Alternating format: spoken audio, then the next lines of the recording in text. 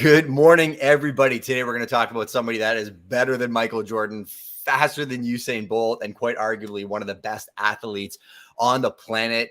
Lewis Hamilton is unequivocally one of the number one F drivers, if not the greatest of all time. 100 wins, 7 championships. And what's wild about Lewis Hamilton is he came from nothing, working class in a sport that is notorious for being surrounded by people that are ultra rich and upper class. Yet he grinded his way to be the face of the sport and maintain one of the most humble, patient, and grateful attitudes I have ever seen.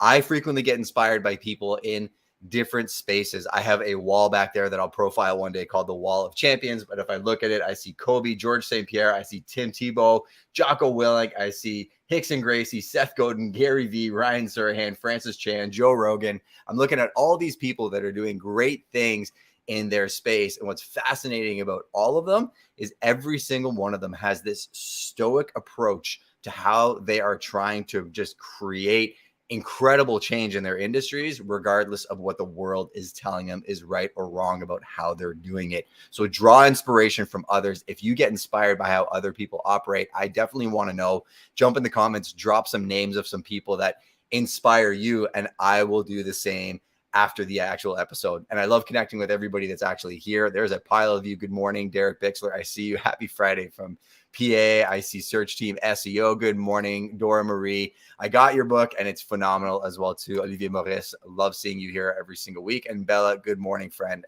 So let's jump right into what makes Lewis Hamilton and Petronas, the Mercedes team in F1, so great. What they've done is they've actually created a very clear framework. So I want you to grab a pen and paper or a notepad, and I want you to write down some of these key things, and you can think about how to implement them in your business so that you can grow and you can be grateful and you can still be the same person and humble as you are today while achieving massive success.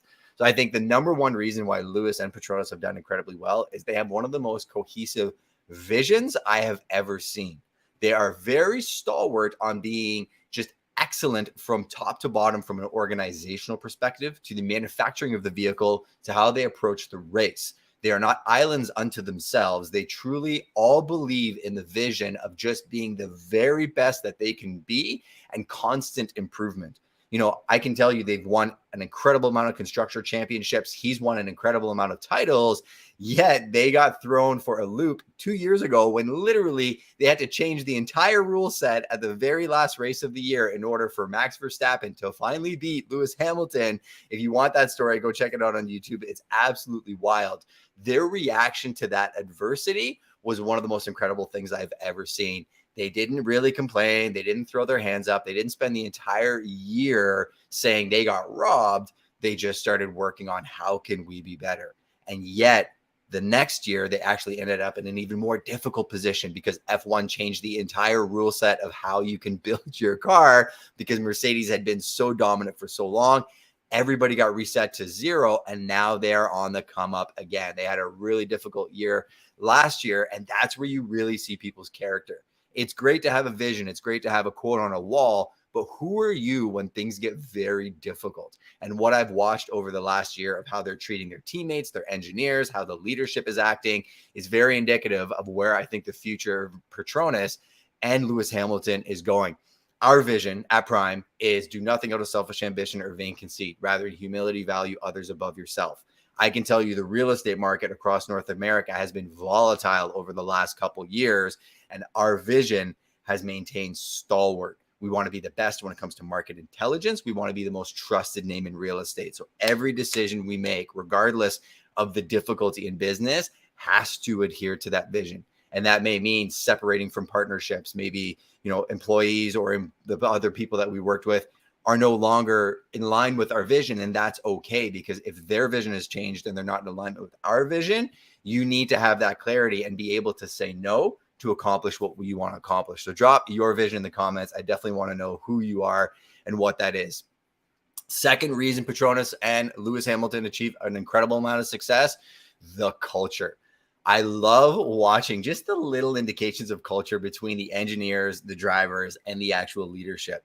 Case in point, there was a race last year where Max Verstappen and his teammate got into a little bit of a posturing battle near the very, very end of the season. Max destroyed everybody last year. He had the fastest car on the track. He won pretty much every single race, sealed the Drivers' Championship. And Checo, his teammate, was actually trying to vie for second place, and he needed points in one of the last races. And if you don't watch F1, a very interesting thing is, yes, you have a teammate. So there's 2 cars per team in F1.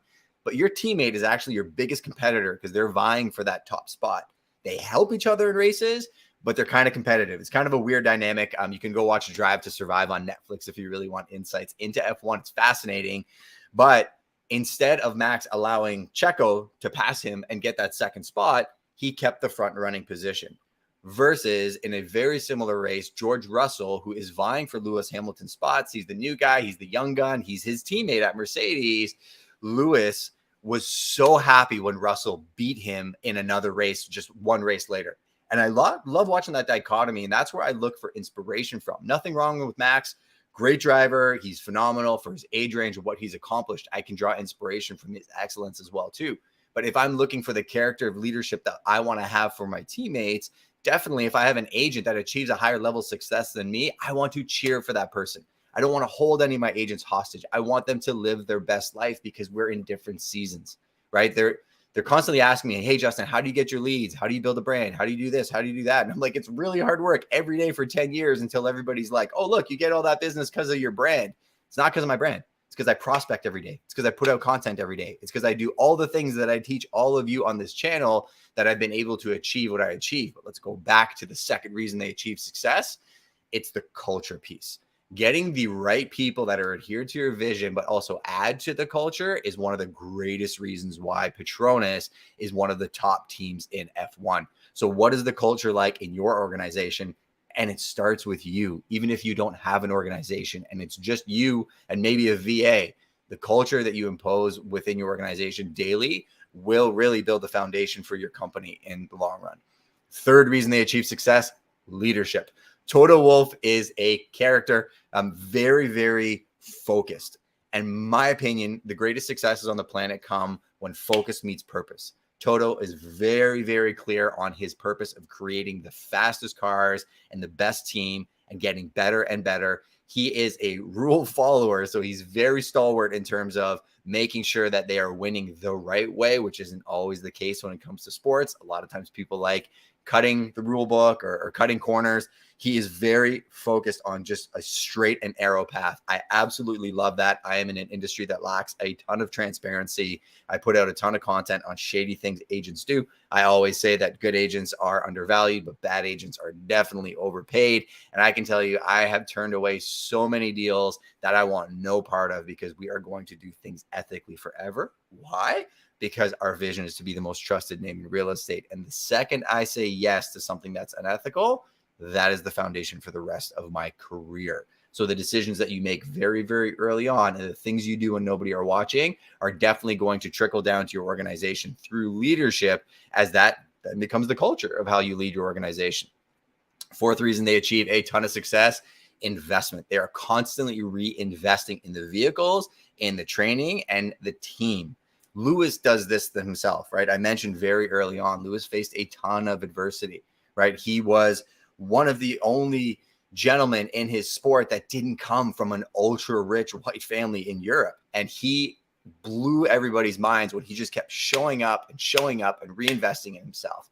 When people were just saying things to him that would destroy other people, he just put his head down and he reinvested in his skill set. That transcended into the sport where Toto Wolff and Mercedes Petronas invest an insane amount of capital into their organization.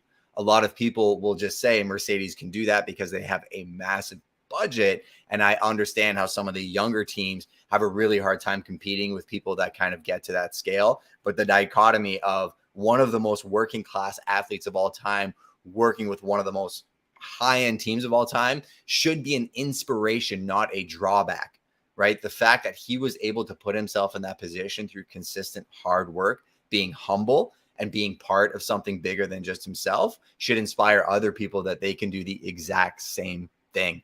Our little firm, Prime Real Estate, started with me in a 200 square foot office and my wife raising our daughter at home, running the organization. My wife's the CEO, business brain at Prime. I'm more the CMO, chief marketing officer, that does a lot of the content strategy and runs the sales team. And we literally are competing with some of the largest brands on the planet. We have a larger digital footprint than one of the oldest brands in Canada that seems like a monster to people that are our size. And some of the largest commercial real estate brands on the planet are losing mandates to us because of the fact that we are constantly reinvesting and we can move faster than a lot of people. I would also encourage people that are in business that you can compete at a global level. And some of the old companies that are beholden to shareholders cannot make decisions as quickly and implement as fast as you can. And we can build relationships that would blow your mind.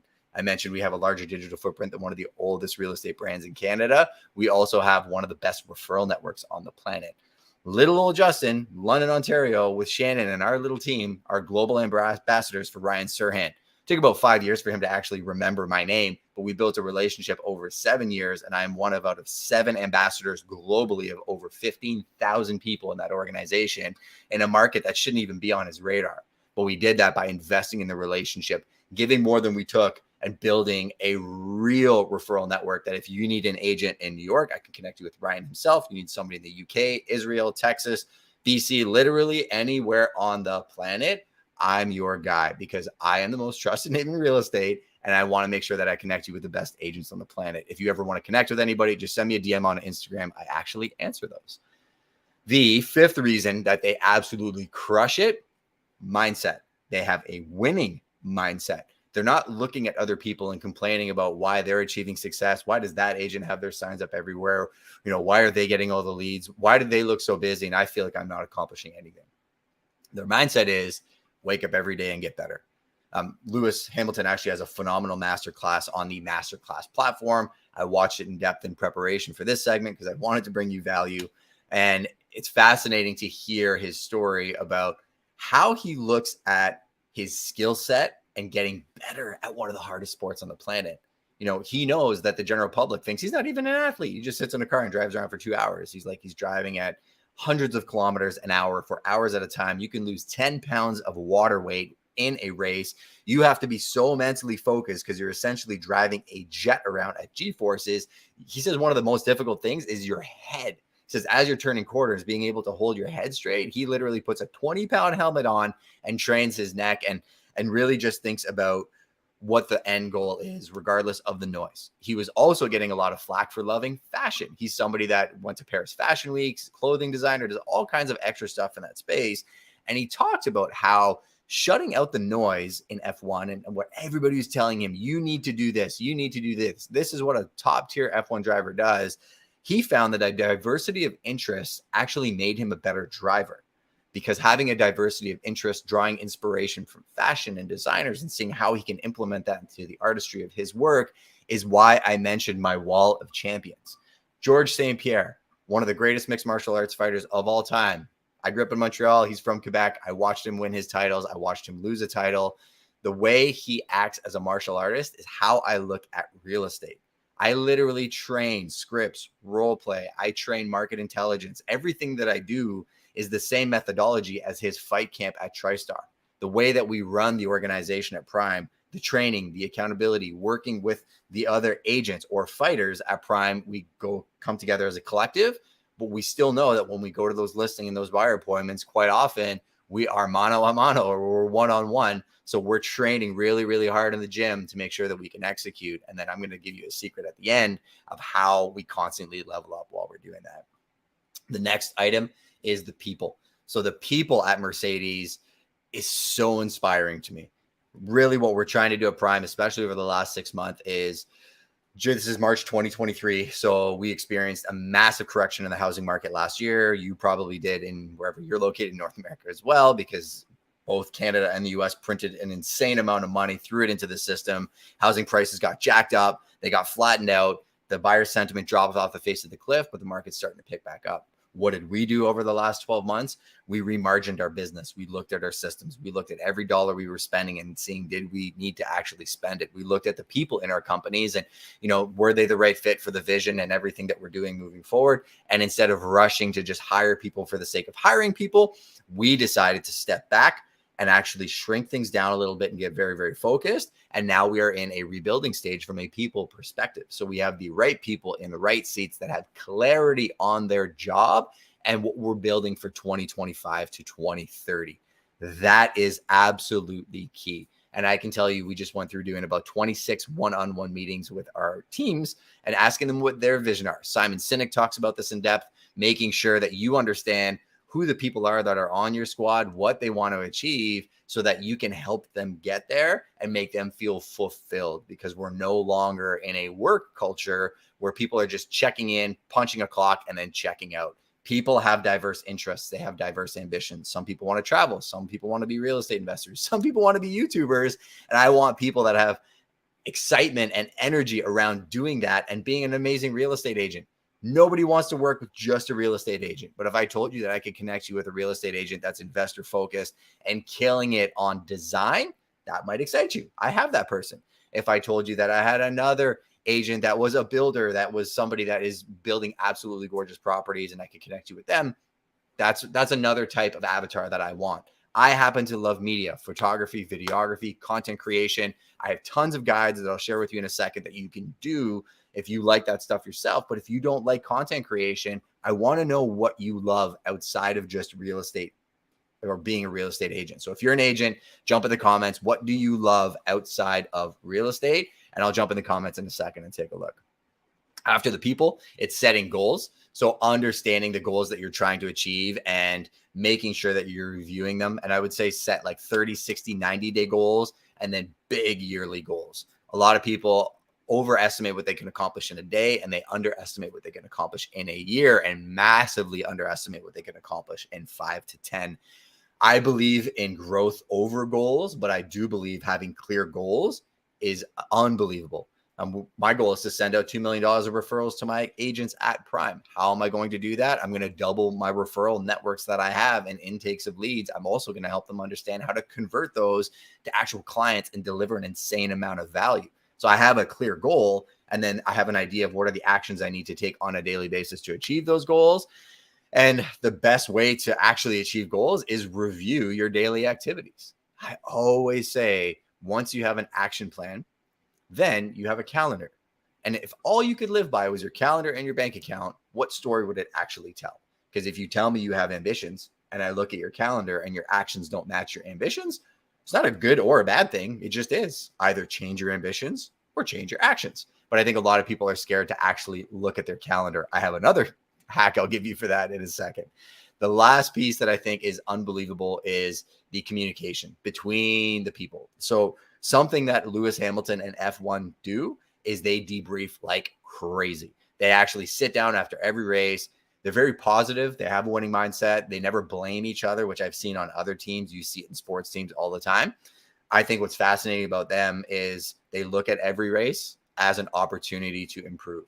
We were just at an investment summit last weekend with Scott McGilvery, Michael Saracini. So we represent one of the largest investment groups in North America. There were 600 plus people there live. There was 400 people virtually. We've gotten to represent our territory exclusively for years. And every single time we come back from a summit, there's so much going on the week after, but the Monday after, we are going to debrief. What did we do well? What could we improve on? And what do the members actually want and need? Not how can I sell them something or what do I think that they need, but what can we provide that is just so inherently above what they would expect that we will build that relationship, and that lifetime value of that client and network is more than you'll ever imagine. Yesterday on the Prime People podcast, I had Mike Heddle, who I can call the surgeon of real estate. And he talked about the lifetime value of every phone call that you get. And a lot of people will equate it to a commission, or they'll count their commission before they actually do the transaction, which is disgusting to me. I call it commission breath. I think if you're focused on individual commissions, you got an issue. You need a bigger vision. What he was talking about it was that phone call is worth $100,000 to $250,000. Why? Because you might only do 1 or 2 or 3 transactions with that person, but that person's probably going to introduce you to 5 people who will introduce you to 5 other people who will introduce you to 5 other people if you really provide as much value as you say you do. But that's why I do this channel, right? Is just to provide you a little bit of accountability to fire you up in the morning. I want to give you a couple resources and then some parting words.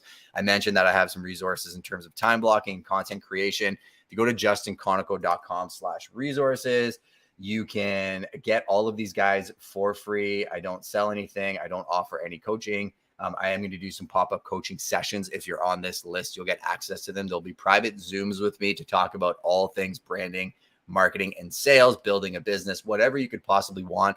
Also, if you can jump in the comments, let me know any topics you want me to cover on this channel. I love doing these videos for the people and digging deep. A lot of my past episodes were made by the Prime Nation. So just jump in the comments, let us know who you are, where you're from, and I promise you I will get to it. Make sure you hit that subscribe and that notification button so you don't miss any future episodes. And I'll leave you with these parting words. Rejoice in hope, patient in tribulation, continuing steadfastly in prayer. And why I say that is I think it is ultimately so important for you to remain steadfast in whatever you're trying to accomplish. There's so much noise in the world today. The world is trying to tell you you're not good enough. You're not beautiful enough. You'll never achieve what that person's achieving. You don't have the followers. You don't have the subscribers. All of those are latent indicators. They mean nothing. A for sale sign on a property isn't even a sign of the person is going to succeed. It's a sign that they succeeded in something. They succeeded in the active action that generated that business, right? Having signs up everywhere isn't the solution. Making phone calls every day is the active indicator. Having 10 people say no to me on the phone is fantastic because there's 8 billion people on the planet. If 1 billion of them don't want to work with me, I'm okay working with only 7 billion. So what are your goals? What are your visions? What are you looking to accomplish? And I want to get to know the audience. So make sure that you jump in the comments and connect. And I'll catch you next Friday at 7 a.m. Little secret, I'm going back to Clubhouse now with Breakfast with Champions, one of the best spaces on the planet, for a little bit of Q&A before we get to the next segment. So I'll see you next week.